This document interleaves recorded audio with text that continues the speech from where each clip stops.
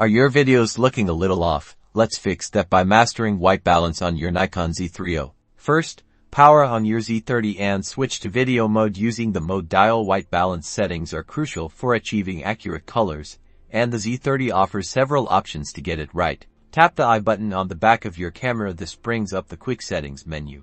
Look for the white balance icon. It usually looks like WB, and select it. This opens the white balance settings. You'll see a range of presets. Auto is a good starting point for many situations, but for more control, explore the other presets: incandescent for warm indoor lights, fluorescent for fluorescent lights, direct sunlight for outdoor shooting in sunny conditions, and so on. For ultimate accuracy, use the custom white balance select preset manual, then point your camera at a white or gray card under the lighting conditions you'll be filming in. Press the shutter button to take a reference shot. The camera will analyze the image and set a custom white balance. This will eliminate any unwanted color casts and ensure your video looks natural and professional. See the difference? Properly white balanced video looks clean, vibrant, and accurately represents the colors of your scene.